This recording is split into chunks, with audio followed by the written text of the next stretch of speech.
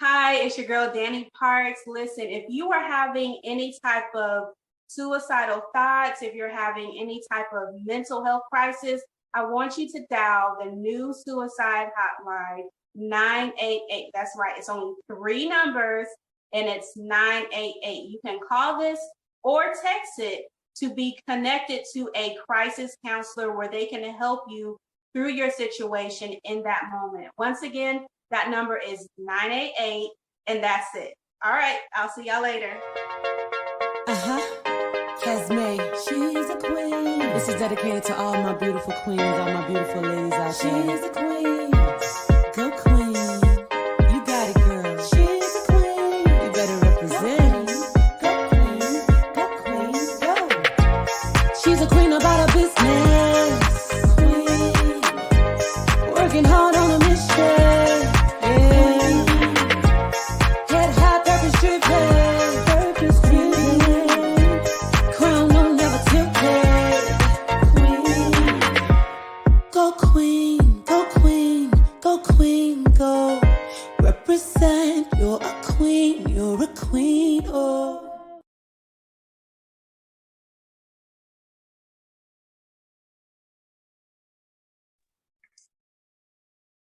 So thank you guys for joining another episode of the Q Chat. So today my very special guest is Miss Mariah Scott.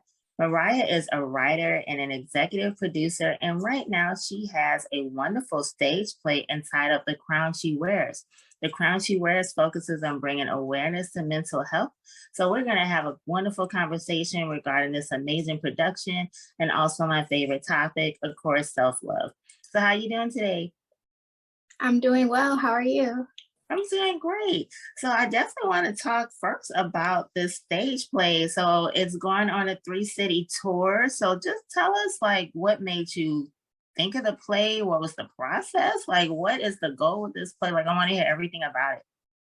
Of course. So the actual play originated from my own personal experience, as well as my research around both mental and social emotional wellness. And so for a very long time, I struggled with this idea of setting healthy boundaries, with being able to identify my own needs in relationships, rather that be platonic or romantic. And I also struggled with self-care. And I was realizing as I was having these particular conversations and also going to specific events around these particular topics, this was a conversation that a lot of people also struggle with, especially within my peer group. And so what I wanted to do was I wanted to realistically show how these various different themes show up in our everyday life, and how some of them can be red flags, and also some of them can actually be something that could potentially be helping us through our healing journey. And so that's how The Crown She Wears it formed. The name actually came from both the spiritual and I feel like the emotional baggage that women tend to carry, especially women of color. And so when I was growing up, I was always taught to constantly help others and support others in various different avenues, right? And so for me, being a woman of color always had to do with outwardly giving, and not necessarily giving to myself.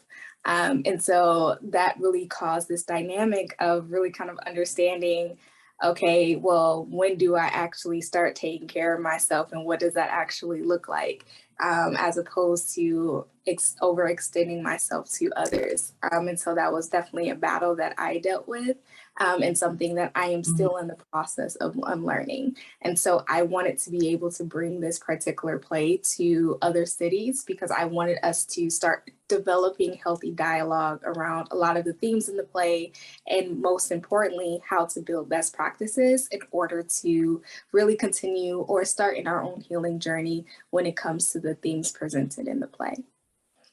Wow. So I know, like, you're a writer. So how long did it take you to compose of the play? You know, because obviously I know, like, this is a great thing. You're right. Women of color, we deal with so many different things, you know, just being the strong Black woman.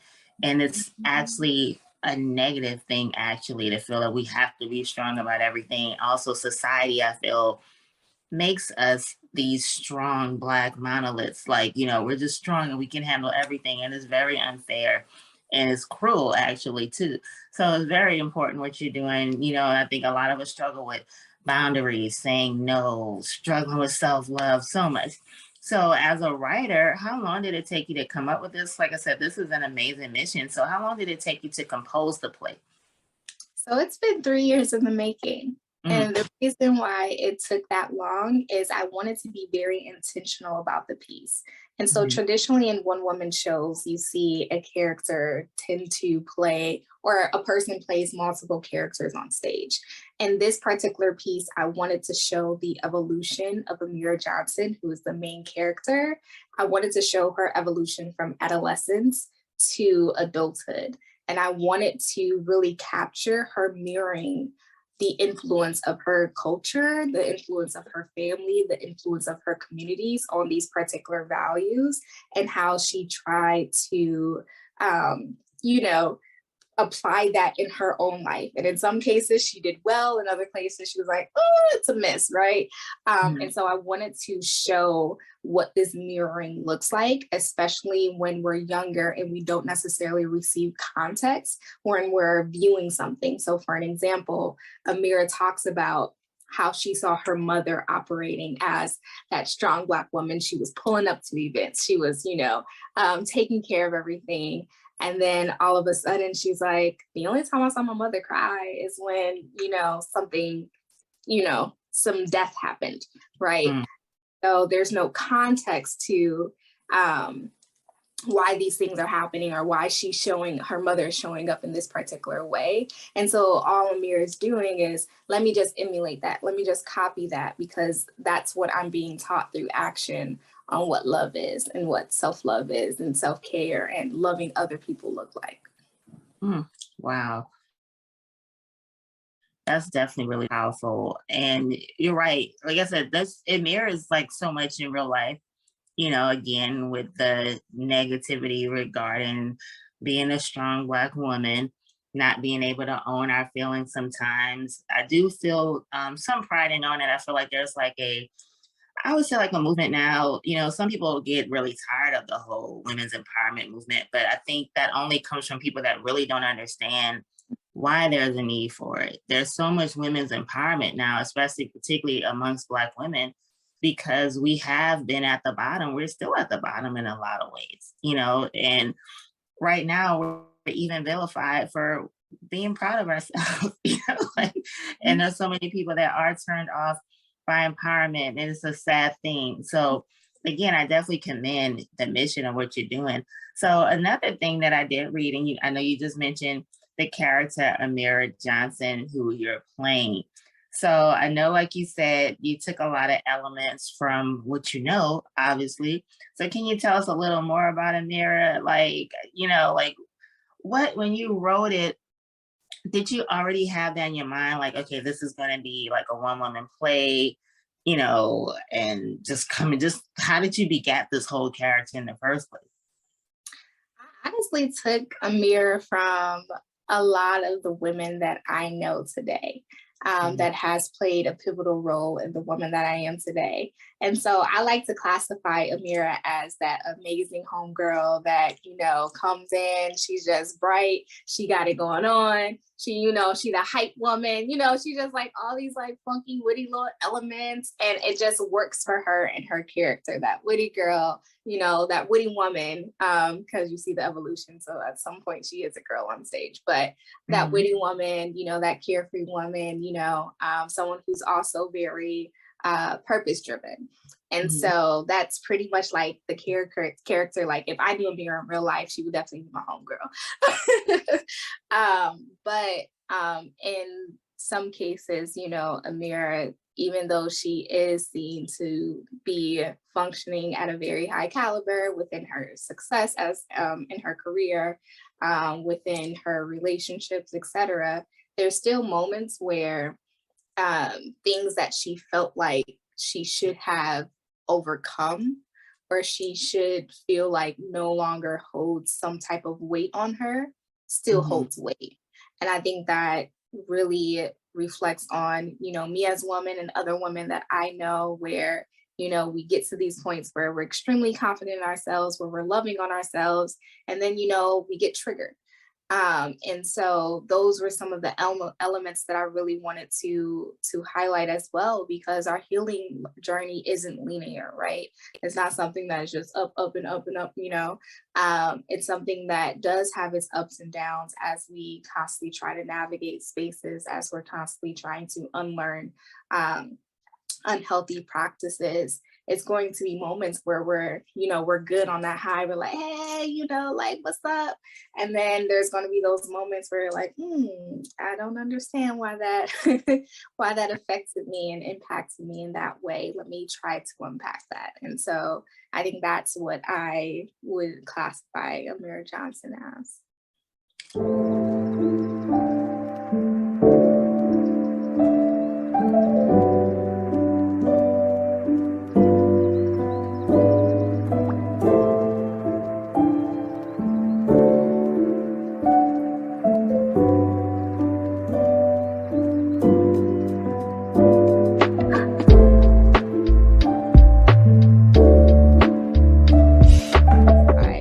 Johnson as.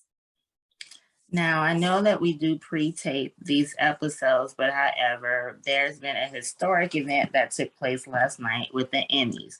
So it was nothing but Black excellence, especially to see Black women who were given their flowers last night, and particularly Sheryl Lee Ralph, which I still can't watch any clips of her speech without getting misty. But her, Quinta Brunson, of course, winning for writing, Lizzo.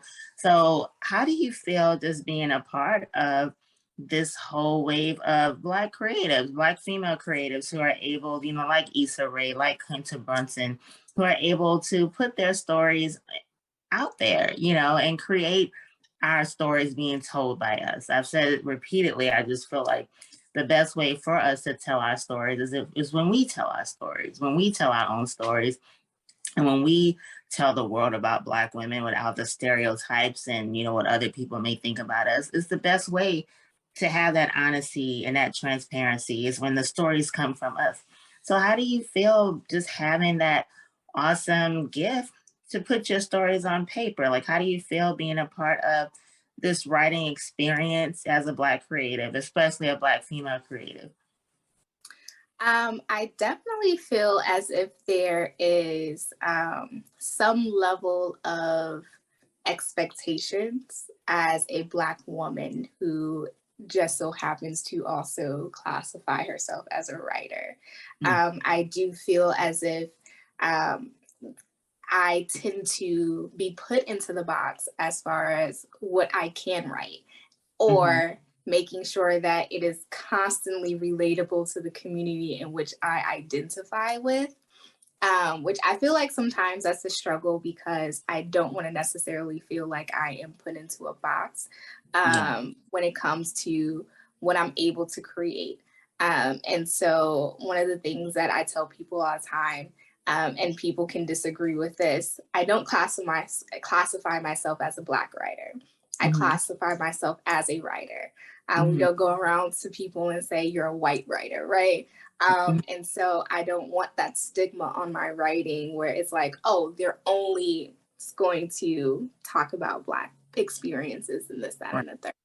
At the same time, though, when I do choose to engage in the opportunity to just talk about the Black experience, I think I owe it to myself to show the more authentic and holistic Black experience. I feel like there are times where we kind of window Blackness, or we put Blackness and we directly relate it to like the most traumatic parts of ourselves, right? And there's so much more to Black and Brown communities. There's so much more to Black people in general. I love Issa Rae and what she's doing, because I do think she's taking on a totally different take when it comes to showcasing the Black experience, right? And I want to be a part of that. There's so many people who are already doing that work, and I want to be a part of that, where I'm saying this is also a Black story, right? It doesn't always have to be the drug dealer. It doesn't always have to be about police brutality, even though those are very much important stories to talk about. But let's talk about Black joy. What does that look like?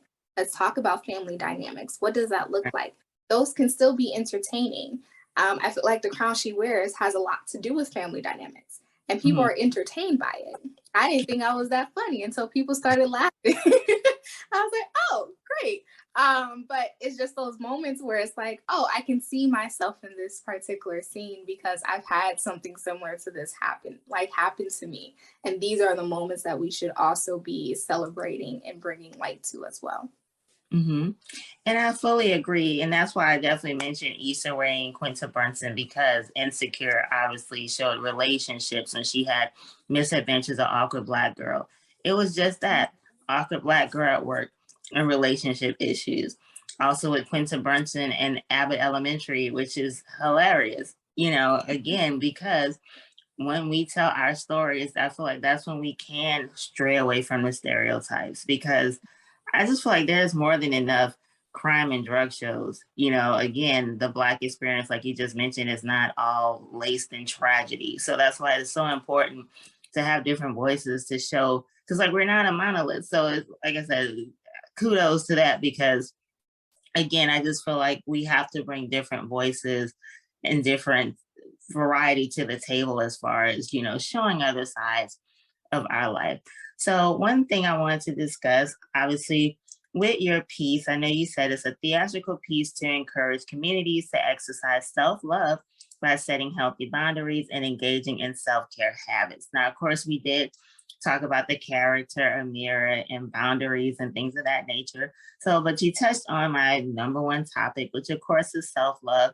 Self-love is something extremely important with us as women of color, so that we don't hold on again to the heavy crown. It's okay for that crown to tilt. It's okay to even take your crown and take it off sometimes, because again, the whole strong Black woman narrative is just something that really needs to be taken apart, because yeah, we have strengths, but all women have strengths, all individuals have strengths, but this whole notion that as a Black woman that we have to, be the brunt of everything, it's just ridiculous, and be martyrs. Self-love is important. So what has your feeling regarding self-love? How do you define it? And in addition, what role has self-love played in your life and also in your career? So when it comes to self-love, well, I just wanted to piggyback on something that you were talking about when it comes to self-love, idea of like strength and the Black woman. One of the things that I've been bringing up in conversation even more is the importance of humanizing Black women, because I feel like sometimes when we're so used to speaking about the Black woman as kind of like this robotic woman that can just like, oh, you got it, bounce back, it dehumanizes us. And so it's like humanizing our experiences and understanding like, yes, we're not denying that we're strong, right? But we are saying that as much as you are talking about our strength, also talk about our humanity. Give us a break, right? Give us grace, right? Making sure that you understand we need those moments to ourselves as well, and not guilt tripping us when those moments happen. And so that's extremely important. But if I were to define self-love, for me, self-love has to do with this level of gratitude and appreciation of self, and then being able to couple that with action. And so I have been on this road for understanding self-love, like really understanding self-love, because I feel like when I was growing up, I was always in a girls' empowerment program.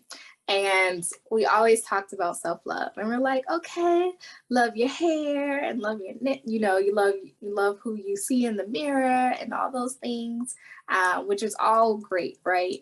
But one of the things that I didn't realize that I was doing at the time was I wasn't really loving on myself the way that I thought I was. I guess I was able to reaffirm myself in the mirror and say, oh my gosh, you're great, Mariah, today. Like, you're doing well. You're going to be, the greatest woman you can be today, whatever. But when it came to the action part, I missed every single time. I was not sleeping enough. I was constantly stressed out. I was not eating. Like, there were moments I just would not eat the entire day. And my friends would look at me and like, girl, you like this. I need you to eat. But it was an afterthought. Taking care of myself was an afterthought because I automatically thought, well, I got to attend this event today and somebody wants me to help them with this resume today. And then I got this interview and then I have some type of call I got to be on. And that was literally my entire life for a very long time. And I started to realize part of self-love is taking a beat and realizing and looking at yourself and saying, okay, first thing in the morning, what does Mariah need in order to be successful today? What does Mariah need in order to have a great day, to perform at the best version of herself for today? I never asked myself that question. I was the first one on Instagram or an email trying to check who hit me up in my DMs. Who do I need to respond to? I never checked in with myself. And that's not self-love, in my opinion.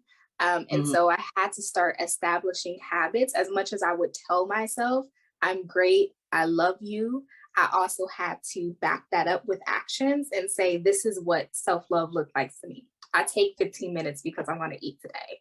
Or I'll take 30 minutes because I want to cook. I don't want a bagel and cream cheese from the store. I want to actually cook a whole meal. So I'm going to wake up a little earlier and I'm going to make some, my entire breakfast. And I'm going to take my time. I'm not going to rush. Sometimes I eat in between sessions.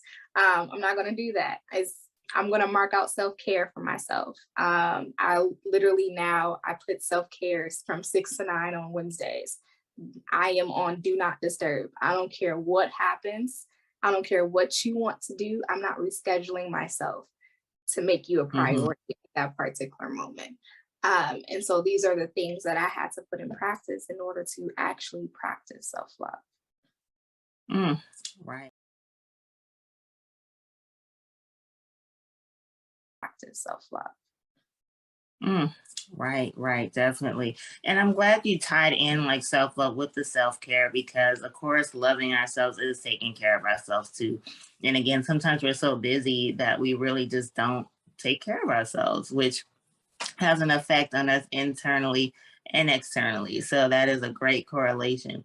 So lastly, I know back to the play, The Crown She Wears, it is a 3-city tour. So tell us what cities to expect to play in. So we actually already did 2 cities right now. So we did Milwaukee, Wisconsin, and we also did Chicago. Chicago was this past weekend, and Milwaukee was like 2 weeks before that. But we will be going to Birmingham as well. And then I believe we're adding another stop and doing it in New York too. And so we are, circulating and making sure that this is a constant conversation and something that people really can partake in. And one of the great things for me that I've been realizing about this entire process is really just sitting and acknowledging how the intent behind the play is actually working for the audiences that we're engaging in. So I've had people come up to me and tell me that they got back into writing and poetry because of the play, and they scheduled more self-care days because of the play, and having these particular conversations. I've even had people tell me, I wish I knew this 30, 40 years ago, because this would have definitely been something that, to unlearn some of these, unhealthy habits earlier would have helped me a lot in my marriage now and things of that nature. And so being able to really see the power and the impact this play has had on people's lives in a positive way is something that is extremely rewarding, and definitely something that continues to push me and continues to encourage me to continue, because it can definitely be hard spearheading an entire tour and then also being the performer. That's something that I've come to realize, that even in all of this, I have to also establish support systems that I need in order to continue. And knowing what those support systems look like for me, because it can be a lot. It's something that I also am physically wearing a crown in this entire process. But definitely this is Birmingham, Alabama. That's where we're going to next. Awesome. Thank you so much for this wonderful conversation. I definitely do wish you all the best. Before we end everything, tell everyone how they can reach out to you, how they can connect, and how they can learn more. I know like the next shows in Birmingham, like you said, you guys may be adding another city. So just tell everyone how they can connect with you and how they can learn more about this wonderful play, The Crown She Wears. Yes, so you can definitely follow me on social media. On Instagram, it's Mariah, traditionally spelled Mariah, the letter N as in Nancy, Scott. Also, I have a website that you can subscribe to, and that would just give you monthly updates, bi-weekly updates on, just where we're going to, upcoming events, things of that nature. That's mariahandscott.com. And so those are the main places that you can communicate with me and connect with me. Awesome. Thank you so much again for this great conversation. I definitely do wish you the best. And I appreciate again setting the spotlight on having conversations regarding mental health, self-love, self-care, not feeling that we have to be strong 24/7, and also showing another side of our stories, especially as women of color. So thank you so much again for this great conversation. And guys, please make sure you check out Mariah and just give her the support that she needs. And I do hope that this becomes something that maybe in the future, are you going to have some more plays? Like, are you considering doing like some different productions, and let's say maybe telling some different stories, or like, what's your goal? Like, do you have any other goals is this going to be just one thing, or do you have an option to do some more plays? Yeah, so I can talk about the goals for The Crown She Wears, and then I can pivot into what else we have coming up. Okay. So the goals for The Crown She Wears are actually going into more of a niche market. And so we are going to high schools and colleges. Birmingham is going to be our first youth day that we're going to have in partnership with Flourish, Alabama. And so they are a nonprofit operating out of Birmingham, and they work with the entire Birmingham public school system. And so we're going to be hosting a youth day and a writing workshop with them about, they're going to see The Crown She Wears, and then we're going to go through like the creative writing process to be able to digest some of the themes and be able to allow them to really kind of process their emotions and being able to use that to promote social emotional wellness. So that's something that we're going to be doing. And then after that, we're definitely going to be going into universities, going into high schools, and being able to have these type of conversations. One of the things that we do with the play, and this was just based off of the surveys that guests took, is nearly 80% of guests have said that this play has prompted them to taking some type of action in their own personal lives as far as their healing. And so what we decided to do was add a panel of experts after the show to discuss what were best practices in order to move forward in your own healing, so that we can connect people back to the resources in their community. And these experts actually come from the communities themselves. And so people can say, okay, well, coffee, hip hop, and mental health is here, and they do X, Y, and Z. They're Chicago based, they do X, Y, and Z. Let me connect with them because they have resources for me in this particular area. We wanted to make sure that there was a connection there. We are also doing a documentary of the tour. And so you're going to see a lot of my story, which basically is getting out of my own way. I feel like if I was learning anything about this process, it was pushing past the self-doubt, pushing past the nerves, and really just stepping out of my own way and reaffirming not only the skill sets I already had in order to be successful in this area, but reaffirming whose I am and understanding my own purpose in this particular realm. And so that's something that I had to learn. And so you see that through the tour. But there's definitely going to be more opportunities to do plays. I am very interested. I'm going to challenge myself. I want to do The Crown He Wears, to be honest. I like that. That is something that I absolutely would love to do. I actually started a poetry book around just like love letters to your daughter. And it talks about like the relationship between daughter and father. And so I really wanted to do something in relation to like the crown he wears and like all of the, all of the struggles and challenges and highlights and beauty of what it is to be, a Black man. That's what the lens I'll be writing from. And so I've had these conversations because I've had friends and now we're like, okay, tell me a highlight of being a Black man.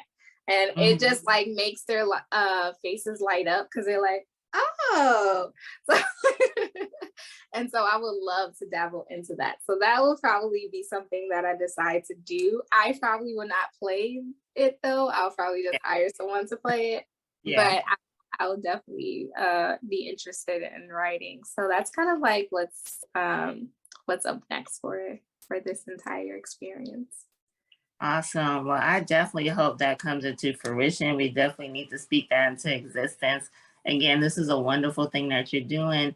Even though, like I said, I know this is pre-taped, this is great to have this conversation a day after an epic night last night at the Emmys, just showing so many women of color and men too, like Gerard Carmichael won an Emmy, another brother, I can't think of his name off the top of my head. It was just an amazing night. So it's great to speak to you and just, like I said, have a conversation with yet another creative that's doing something amazing and showing different sides of our story. So thank you again. And guys, please, like I said, please go ahead and support Mariah and just be on the lookout because I know there's some great things in her future. So thank you again for a wonderful conversation. Thank you so much for having me. Thank you.